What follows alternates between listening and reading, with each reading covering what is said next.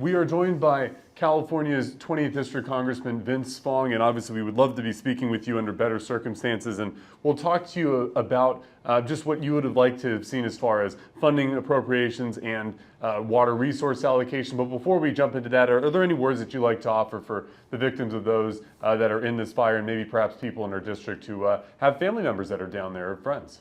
Our hearts go out to everyone affected. I know our community is praying for our firefighters, as first responders.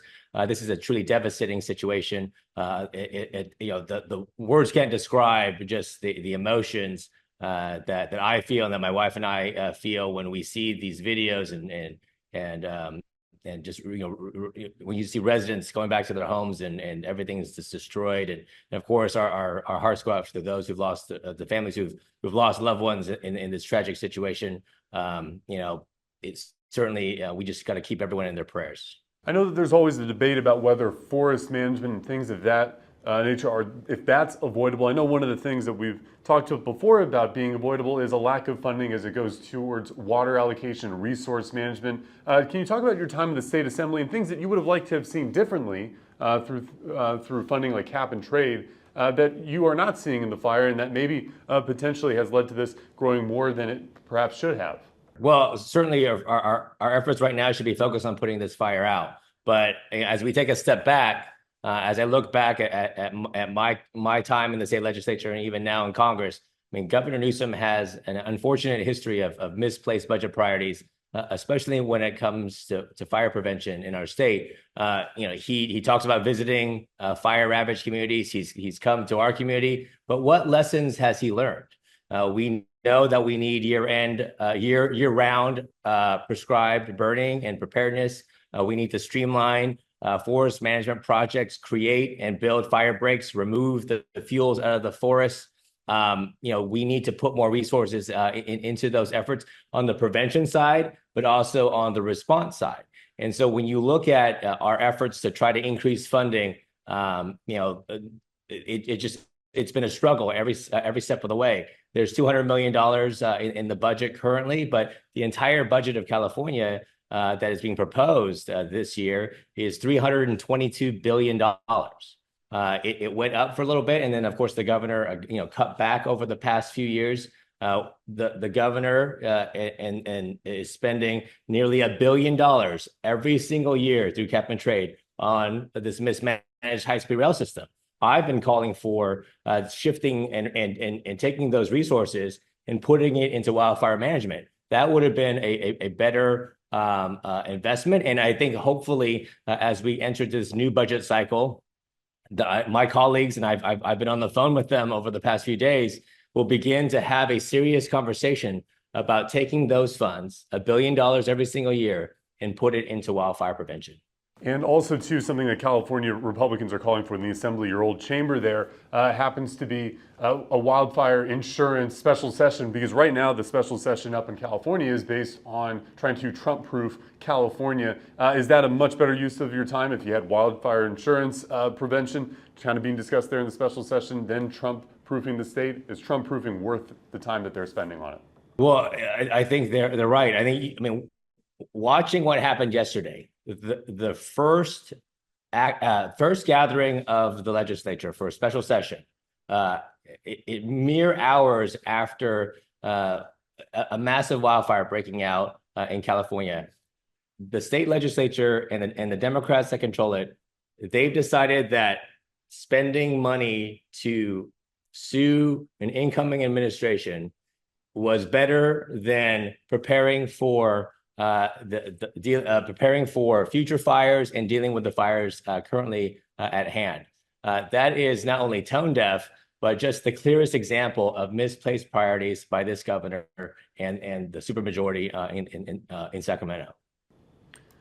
And I know when we're talking about tone deaf, one of the major criticisms has been down in Los Angeles for Mayor Karen Bass about having taken a trip to Ghana at this time, even with the knowledge that there could be this Santa Ana system coming through. Obviously, she then came back to the city. There have been questions about how she's taken money away from the budget as far as the firefighting budget in Los Angeles is concerned. Should Mayor Bass resign over her handling of this situation?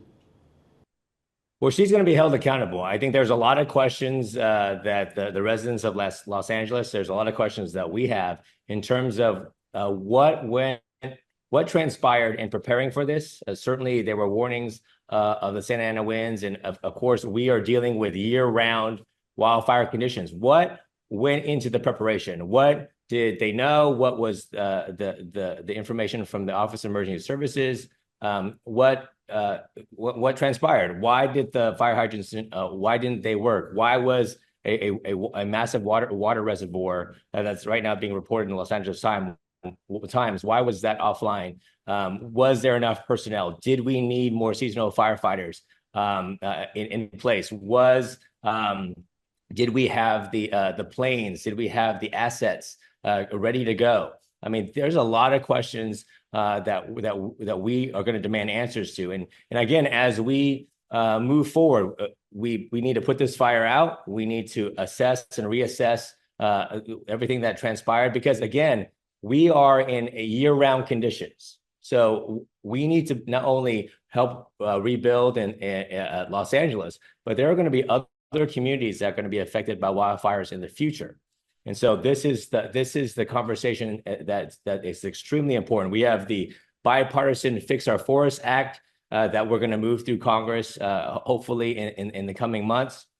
We have our Save Our Sequoias Act that currently will protect and help preserve the sequoias in our community. There's a lot of things that need to be done, but we need to prepare for year-round fires. We have to streamline forest management projects, build more fire breaks, remove fuels out of our forests. We need to probably streamline and provide some CEQA relief to get these prescribed burning projects done so that we can begin to remove these fuels.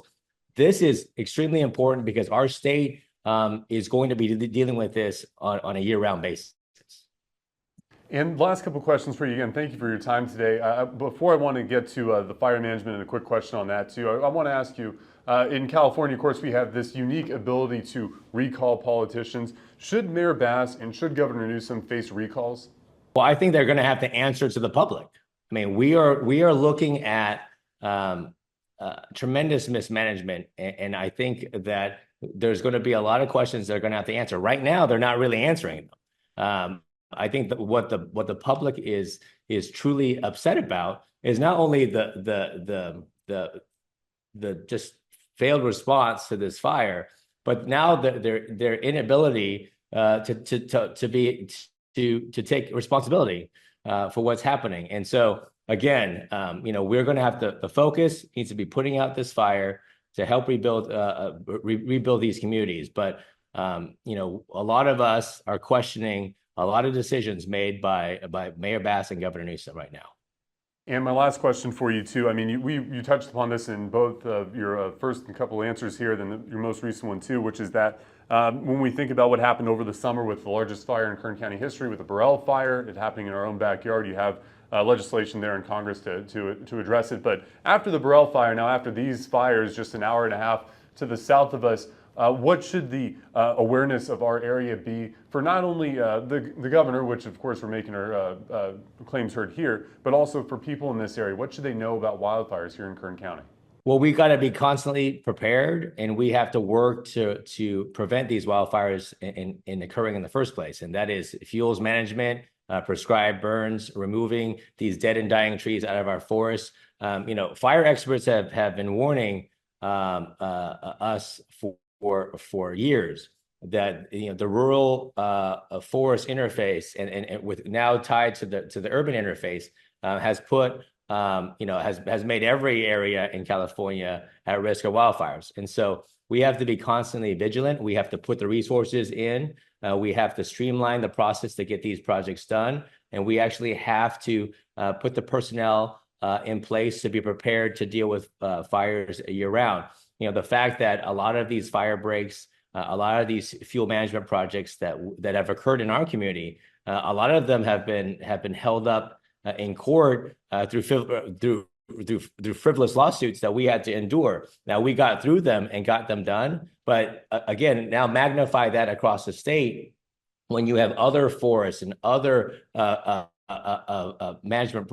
wildfire prevention projects that have to be done, then they're trapped in litigation. They're trapped in red tape. We can't allow that to happen, and that's why a lot of these proposals to provide CEQA exemptions to streamline the process so that we can fast track these mitigation projects are critically important. Time is of the essence. What we're seeing right now in Los Angeles should provide us a sense of urgency that we have to do more to prevent this from ever happening again, and from the standpoint of minimizing these fires as much as possible. All right, Congressman Fong, I know you have a new session that you're jumping into right now in Washington, D.C. as well. I know that's a main focus, and of course the legislation that you talked about too that you're trying to push through ever so more urgent, but we appreciate you being able to take the time with us on Friday morning to speak with us here. Thanks for having me.